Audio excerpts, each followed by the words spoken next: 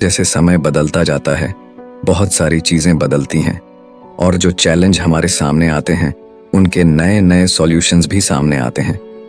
समय रहते हमें भी उन सॉल्यूशंस को समझना चाहिए। आज के दौर का सबसे बड़ा चैलेंज है डिस्ट्रैक्शन, टाइम को मैनेज ना कर पाना और प्रोडक्टिव ना हो पाना। और इसी चैलेंज को सॉल्व करने के लिए जो नई थ्योरी, जो नया कॉन्सेप्ट आज हम डिस्कस करने वाले हैं, वो है माइंड मैनेजमेंट का, ना कि टाइम मैनेजमेंट का। आज की बुक समरी है mind management not time management, productivity when creativity matters, जिसे लिखा है डेविड कैडवी ने। डेविड कैडवी भी एक राइटर और एक पॉडकास्टर हैं।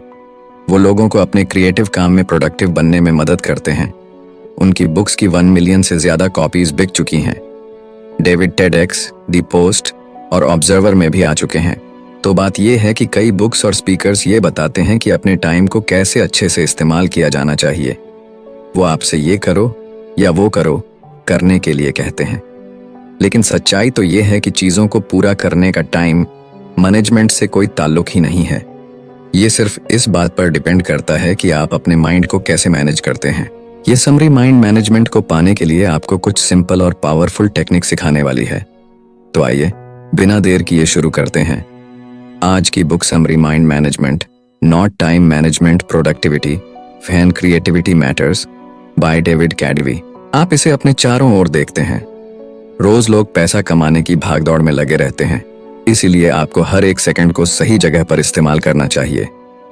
पैसा कमाने के लिए आप अपना कैलेंडर अलग अलग एक्टिविटीज से इस कदर भर देते हैं कि आपके पास आराम करने का वक्त ही नहीं होता। और इतना ही नहीं, आजकल तो लोग मल्टीटास्किंग भी करने लगे हैं, यानी कई काम एक साथ करना, जैसे लंच करते हुए अपने ईमेल का जवाब देना। क्या ये वही हसल कल्चर यानी भागदौड़ वाला कल्चर है जिसका एक हिस्सा बनकर सभी गर्व महसूस करते हैं? क्या हमेशा थका थका रहना, गुस्सा करना या परेशान महसूस करना आम बात हो गई है? ये समरी ये साबित कर देगी कि टाइम मैनेजमेंट अब किसी काम का नहीं रहा और इससे आपको कुछ भी नहीं मिलेगा। आप ये सीखेंगे कि माइंड मैनेजमेंट सक्सेस पाने और कोई भी काम करने में कैसे आपकी मदद कर सकता है। आप ये भी सीखेंगे कि कुछ पाने के लिए आपको किसी भी तरह की जल्दबाजी करने की कोई जरूरत नहीं है। टाइम मैनेजमेंट नहीं, माइंड मैनेजमेंट अपने गोल्स को पाने का बेहतर तरीका है। तो आइए शुरू करते हैं इस पहले चैप्टर से, mind management not time management. इस बुक के ऑथर डेविड कैडवी खुद को एक राइटर नहीं मानते थे।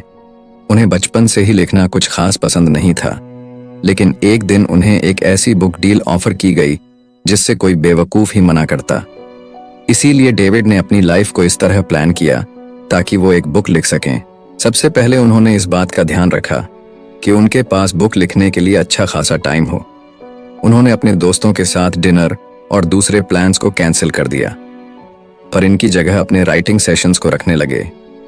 डेविड ने डेट्स पर जाना भी छोड़ दिया, यहाँ तक कि अपनी ग्रोसरी और खाना भी घर पर डिलीवर करवाने लगे। उन्होंने अपनी बुक लिखने पर फोकस करने के लिए जी जान लगा दी थी। एक राइटर के दिमाग में शब्दों का जैसे एक पिटारा सा होता है, पर वो शब्दों के साथ खेल जाते हैं। लेकिन डेविड के लिए ये सब इतना नेचुरल या आसान नहीं था। जब वो लिखने बैठते तो एक शब्द भी नहीं लिख पाते थे और न जाने कंप्यूटर के सामने बैठे बैठे यूं ही कितने घंटे निकल जाते। फिर उन्हें खुद पर प्रेशर महसूस होने लगा। डेविड को अगले कुछ हफ्तों में बुक का 25% काम खत्म करके पब्लिशर को दिखाना था।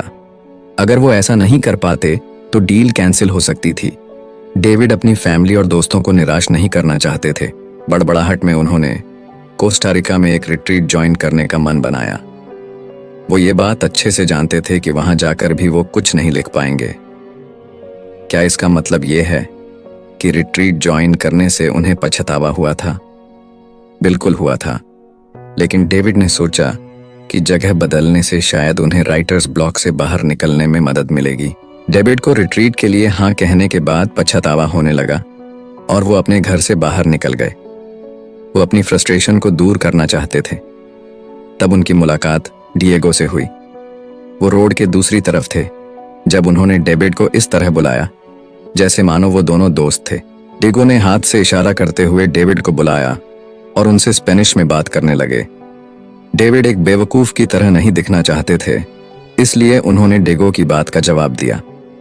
उनसे बात करने पर डेविड को पता चला कि डेगो ऐसे ही कुछ बात करना चाहता था। उन्हें बीच पर घूमना और बारिश का मौसम बेहद पसंद था। उनकी बातें ज्यादा लंबी तो नहीं चली, लेकिन डेविड को इसके बाद काफी अच्छा महसूस हो रहा था। जब डेविड घर लौटे तो दोबारा कंप्यूटर के सामने बैठ गए। अगले 1 घंटे में डेविड पहला चैप्टर लिखने में कामयाब रहे। इससे डेविड को समझ में आया कि ऐसा क्या हुआ था जिससे वो लिख पाने में कामयाब रहे थे। इसकी वजह लिखने के लिए समय निकालना नहीं था।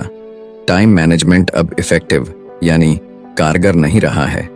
आपको टाइम की नहीं बल्कि लिखने के लिए सही मेंटल स्टेट में होने की जरूरत है। इसे ही डेविड माइंड मैनेजमेंट कहते हैं। माइंड मैनेजमेंट का मतलब है अपनी क्रिएटिव एनर्जी को प्रायोरिटी देना, लेकिन ये आपका वक्त भी जाया कर सकता है। आपने कभी अपनी लंबी टू डू लिस्ट को देखकर जीरो मोटिवेशन महसूस किया है? ऐसा हम सभी के साथ होता है। फिर भी माइंड मैनेजमेंट से आप इस मुश्किल से निकल सकते हैं। माइंड मैनेजमेंट का मतलब है किसी काम या प्रॉब्लम को अलग नजरिए से देखना। टाइम मैनेजमेंट में आप खुद से ये पूछते हैं कि अभी मैं क्या कर सकता हूँ। ज्यादातर समय इस सवाल की वजह से आप टाल मटोल करने लगते हैं। आप ये जानते हैं कि आपको कुछ करने के लिए आपके पास फोकस और मोटिवेशन नहीं होता है। दूसरी तरफ माइंड मैनेजमेंट में आप खुद से पूछते हैं कि अभी मैं कौन सा काम करने के मूड में हूँ, पर मुझे ऐसा क्या करना चाहिए जो मेरे मूड के साथ फिट हो सके।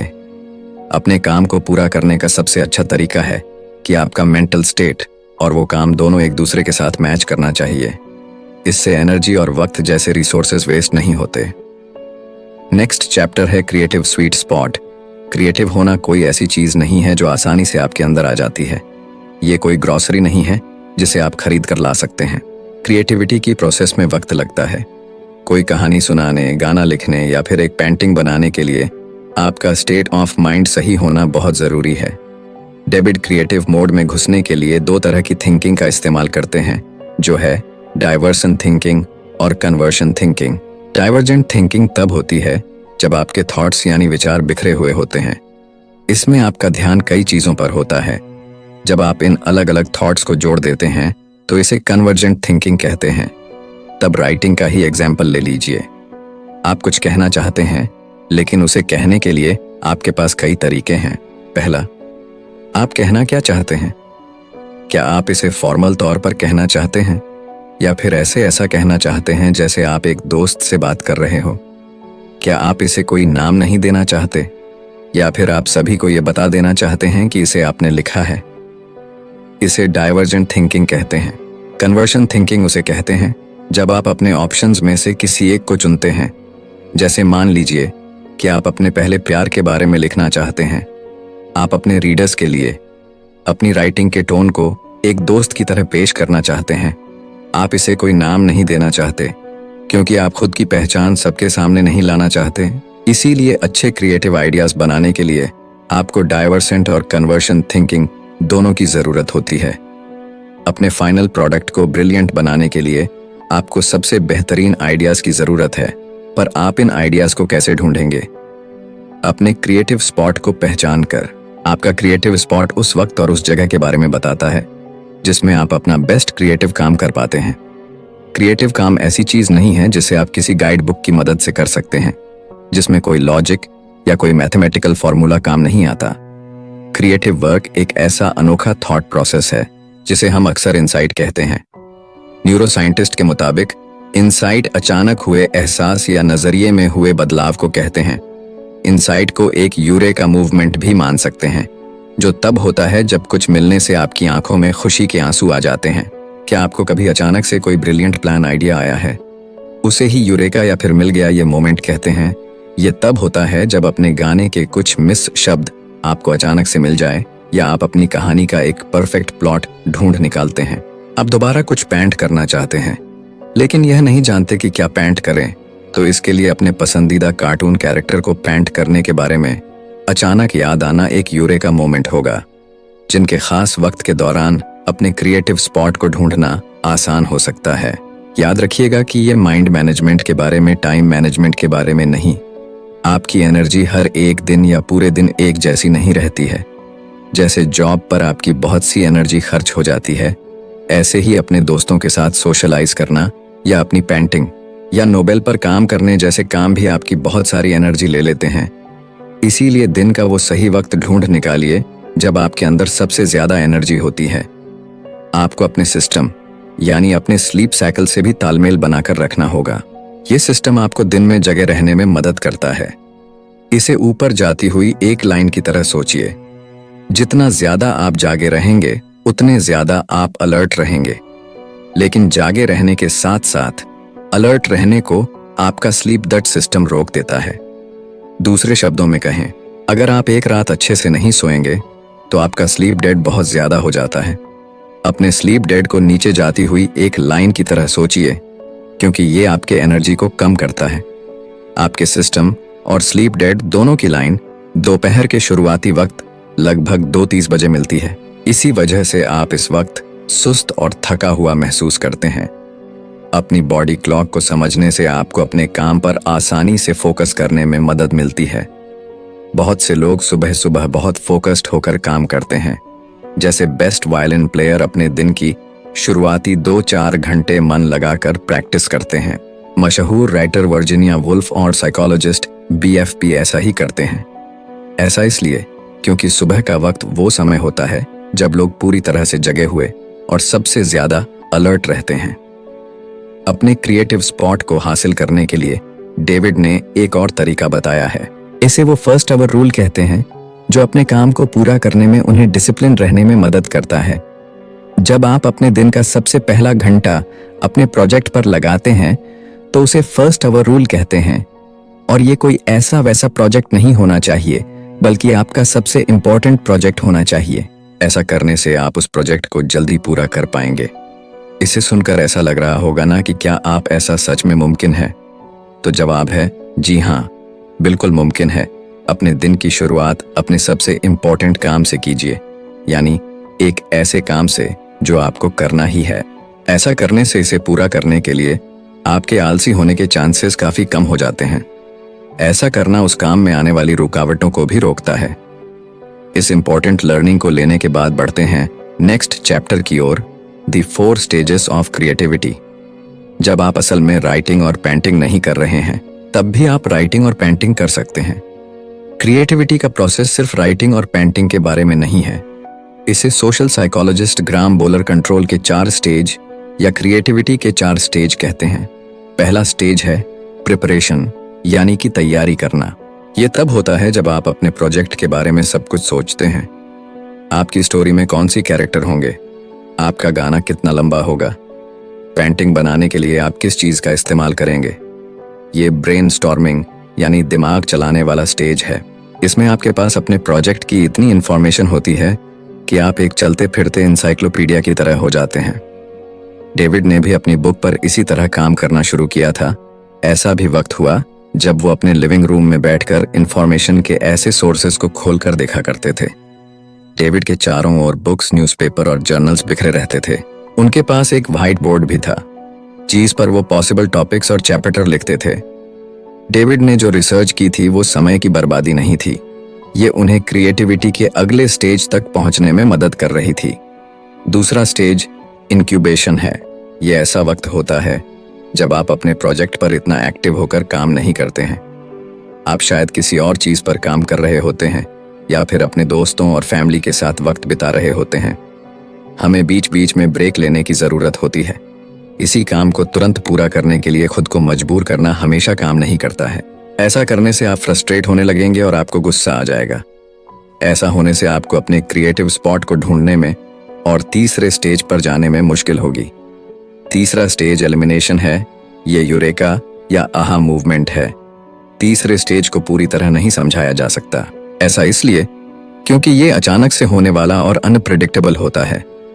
जैसा कि बताया गया है कि अगर आप जरूरी तैयारी नहीं करेंगे तो आप इस स्टेज तक नहीं पहुंच सकते।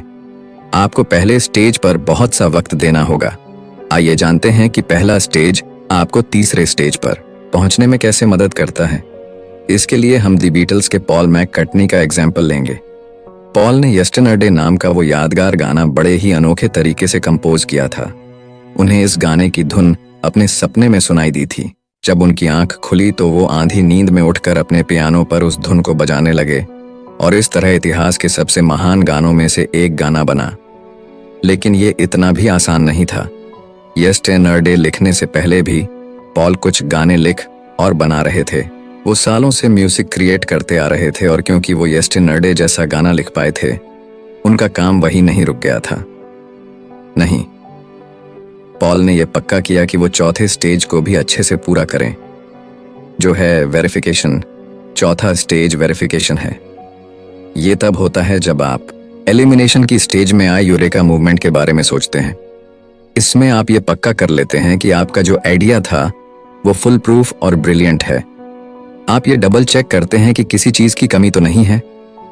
पॉल को 100% विश्वास तो नहीं था कि उनका बनाया हुआ गाना ओरिजिनल था। उन्हें लगा कि हो सकता है कि यह भी एक ऐसी धुन थी जो उन्होंने पहले कभी सुनी थी। ऐसे वक्त ऐसे ENP या सॉफ्टवेयर नहीं हुआ करते थे जो ये बता सके कि कोई धुन ओरिजिनल है या नहीं।